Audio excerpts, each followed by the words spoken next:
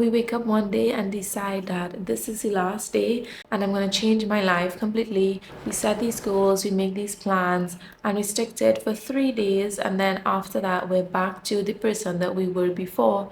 In fact, we probably feel worse about ourselves than we did before we started. And we go through these cycles over and over without actually having made any progress on the goals and the things that are important to us. But we can fix that. I spent years doing this and not really understanding what it takes to change like who you are as a person and go from point A to point B, or going from where you are now to where you want to be. And I had all of these same goals that I would write every year, and I would never make any significant progress on them until I understood this 6-step framework on how to set and achieve goals that we're going to break down in this video. And in implementing these steps, I was able to make significant progress on all of my goals or achieve them within a few months, like within this year. I was able to clear my hormonal acne. I was able to transform the way that my body looks and feels, as in physical changes as well as internal changes. I had some IBS and gut issues that I was able to clear up. I finally started posting on social media and have seen some small success like on my Instagram, and I manifested a full scholarship to study the program that I want to at university. And all of this is thanks to setting goals within this 6-step framework, because it's not as simple as just writing down these goals and then just like bam starting, but not actually understanding what is the process of how I'm going to get there, and breaking all that down and having plans and procedures in place so that you always know what to do and you have clarity and guidance to follow. So that is what we're going to get into in this video. And using this framework, you will see such a difference, and you'll be able to feel so much better about yourself too, because I can't describe to you how much more drive and purpose and joy that I have in my life now that I've seeing the progress that I've been making, and waking up every day feeling like I'm living in my life and I'm doing things and I'm moving forward, and that I can feel proud of myself. And that is just what I want for you. So the first step in the 6 steps is crafting a vision for your life, and that means getting really clear on the kind of person that you want to be. Like, who is your ideal version of yourself, and what does their life look like? What does their daily routine look like? What do they do for work? What types of relationships they have, or who do they have in their life?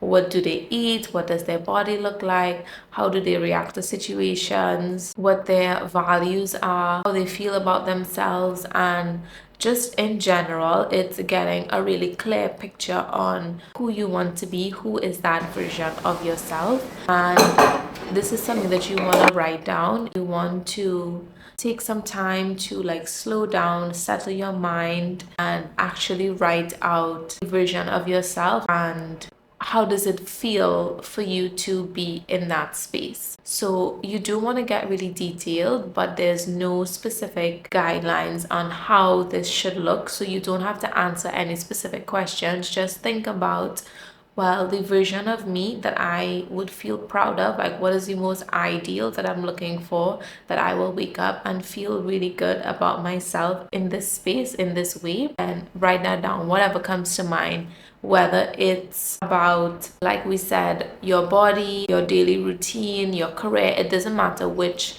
aspect of your life or many aspects of your life that you write on, just whatever comes to mind and whatever feels like, oh my gosh, like if I could have this, this would be ideal. Like I would feel so good if this is what my life looked like. Write that down. That's the first step. The second step is where we actually get into writing down major goals for yourself on each area of your life that came up in your vision. So a lot of times we just go straight into goals, but we skip the vision. But we need to have this overall picture in our minds of where we're going in order to guide our goal setting process to begin with. So the goals are going to be a little bit more detailed, but again, there's no specific way on how to write the goals. So sometimes people say you should write your goals like as an affirmation, like in the past tense, like you have it already, or in the present tense. It really doesn't matter how you go about this. I don't even do it like that, like I am, etc., etc. Do that for the vision, or I am, or I have for the vision. But for the goals, it's just, this is what I want, clear my hormonal acne, get a scholarship to study, whatever, whatever. The way that you write them, whatever suits you, that's the best way to do it. But you're writing these major goals for the different aspects of your life that came up from your vision. So some good categories that you can use to brainstorm would be your health, your career, your relationships, personal goals, things like that. And you just want to write down what are the major goals in each of these areas that are based on my vision and that would feel really good if I were to achieve them. But if you have these big goals that you want to break down into, what are my goals for the next 6 months, or what are my goals for the next year, do that as well. Then the third step is to create systems for your goals. And I know that you've probably heard this before. This means that after you identify what your goals are for your specific period of time, you're going to outline which are the habits that are going to get you there to achieve those goals. And these habits, I usually categorize them into weekly habits and daily habits. So for example, if one of my goals would be to achieve 10,000 followers on Instagram, say, and I am starting from not even having a page, or having a page with barely any followers on it, to get to this big goal of 10,000 followers. I can't just write that down and just start posting on Instagram. I need to create a framework, create a system in order to get me there. And what are the habits that I need to do every day or every week? And think of this goal like a project, and create a system to be able to fulfill that project and get it done. So the daily habits might be to post on your stories 5 to 10 times a day, to engage with other accounts. And my weekly habits might be to batch produce 7 pieces of content and either schedule them throughout the, like, for the week. And so creating these systems is just breaking down your goals into actionable steps and identifying the timeline with it as well. So most times your habits will be either daily or weekly. Sometimes they'll be a couple times a week, that's okay. You want to, for each of your goals, break down what are the habits that are required for me to get there. Step 4 is, when you have your list of habits, you can separate them into, what are all the daily habits that I need to do for each of my goals, and what are the weekly habits that I need to do. Then you want to be able to schedule that into your day. Once you have this list of your daily and your weekly habits, you're going to move on to step 5, which is to plan for implementing these habits, including any resistance, and a contingency plan as well. So let me explain. You will now have this list of all of your daily habits that you need to do every day based on what your goals are. So for example, you may have on your daily habits to engage on Instagram, post on your stories, to post a reel, and that's for like your goal of hitting 10,000 followers on Instagram. But then you can have another goal which might be in relation to like your physical body, and one of your habits in and around that may be to eat a nourishing breakfast every morning and to exercise for 20 minutes a day. So right now we have a list of a few habits that you want to do every single day in order to achieve all of your goals. You are going to decide when and how you're going to do those habits. So for example, if it is that you want to be scheduling your workout, you want to decide what kind of exercise am I going to do, what time of day I'm going to do it, whether I'm going to do it in the morning, or in the evening. And so, for example, say if you want to do it in the morning, then what do you do on a morning right now? And how can you fit that into your morning? So if you need to wake up 20 minutes earlier, or if you need to maybe not spend the 20 minutes that you do scrolling on your phone, you want to just like spend your time engaging on Instagram intentionally and posting on your stories, and then you get into your workout after, whatever it is, like however it suits your lifestyle, but you want to think about for each daily habit, when or how am I going to achieve this? And part of that is also deciding what are the resistance that could come up that are going to prevent you from doing this habit. So a lot of times we would have tried to implement these habits before and something was stopping us from seeing it all the way through. If it's the habit of eating a healthy breakfast every day, if you don't have healthy choices in the house, then you're not going to eat something healthy for breakfast. Or if you don't have time in the morning to make your breakfast, and you obviously have to include in your plan that you need to make your breakfast or prep it the night before. So for each habit, you want to go through and think about either when or how am I going to achieve this, and what are the resistance or what are the things that will prevent me from following through on the habit, and creating a small plan to combat that resistance. Now, on that same note, we are not robots, we are human, and there are going to be days when we do mess up and we don't do whatever habit it is that we decide that we want to do for ourselves. And we need to create a contingency plan or a way for us to get back on track so that we don't lose our progress. So, for example, your daily workout or movement habit of 20 minutes every day. There are going to be days when you can't do it, whether it's because something in your life comes up or whether you're not feeling well and you're not able to do it. You need to create a contingency plan so that you don't lose the habit.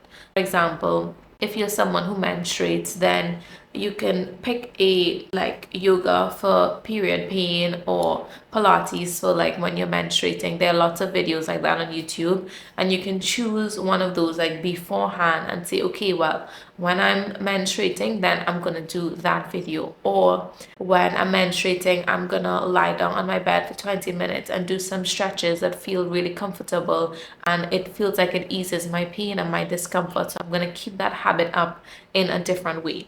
Or even just deciding that I have to miss this day and that's okay. I'm consciously choosing to miss it, but I'm not letting go of my habit, and tomorrow I can pick it back up. Whatever it is that you choose for the contingency, it's really important to think about beforehand. What are the instances where I may not be able to follow through on this habit, and how can I create a plan to combat that? Or how can I just remind myself that I am choosing to not do this consciously for this specific reason, and that I can stick to my habits and not lose my progress either way. So within this step, you want to identify how and when you are going to do your habit. You want to identify which resistances that may come up for you that will prevent you from doing this habit. And lastly, you want to create a contingency plan for any instances where you may not be able to do it, so that you can keep your habits and keep your progress. Last step, step 6, is accountability, or keeping your goals top of mind. Basically, our motivation fluctuates, and in our planning stage, or when we're doing all of this goal setting and creating our systems and everything, our goals are top of mind and we are very motivated and interested in doing them, and life hasn't gotten in the way as yet. But after a week passes, life just happens, and this whole goal setting session and all of your habits and everything, it can easily like slip to the back of your mind, because so many things are coming up and coming at us in life, and we need to create a plan to ensure that our goals remain top of mind, and so that we can move forward and get towards there. Sometimes for some people this looks like accountability, whether that is you having like an accountability partner, or you doing something like a habit tracker, which is where you are keeping track of your progress towards your daily habits. And this just means identifying what your habits are, like on one axis, and identifying all of the dates on the other axis, whether you're tracking it for like 3 months, 1 month, 6 months, a year. You want to write out all of the dates, write out all of the habits, and then each day you're tracking your progress to see how you're doing. And this is a really good tool to keep your habits top of mind and encourage you to do them and tick them off, but also to remind yourself that, hey, I'm actually doing really good. And so if I do like miss one day, I don't need to quit and lose my progress, because the majority of the time I'm sticking to the habits that I want to be doing. Or you can even like pin a note of your goals, like the list of your goals or the list of your habits, like on your notes, or you can add it onto your wallpaper on your phone or your other devices. Whatever method that you choose, you need to have a small way of keeping your goals within your attention throughout the time period. So it's very easy for us to think about and be motivated and interested in our goals at the beginning, but life always happens, and if we don't consciously keep it top of mind, then we're just going to forget about it, and other things are going to come up that are going to be really important. And if we don't take that active step to, and it really doesn't have to be anything fancy, it can be the habit tracker, it could be changing your wallpaper, it really doesn't matter what it is, but you do need a way to keep your goals top of mind, because you want to see that progress time over time. Like, so that is the 6-step framework for you to follow when setting your goals. So I hope that you found that this video was helpful. I am so excited for you to use this framework to craft your goals for yourself, and just know that you are so deserving of your ideal life, and you are so capable of making all of your dreams and everything that's important to you happen. And anything that you have done in the past that may or may not have worked out, don't hold anything against yourself. And now you have this awareness and this tool and this framework to set yourself up for success. And maybe that was just the only thing that was missing. And now you understand exactly how to go about step by step to setting and achieving your goals. And a few months later, you'll be commenting under this video and telling me that, or I have achieved everything, and I feel so happy and I feel so good about myself, and I can't wait to hear it. So happy goal setting. My kitten again is just right here while we're talking, and I will see you in the next video, where I'm going to be breaking down how to do a reset on your life, whether that's like a weekly reset, or you've just like been in a rut lately and you just need to give yourself like that bap of motivation and just like shake things up. So we're gonna do like a weekly reset guide, and I hope that you have a great day, and I will see you in the next video. Bye.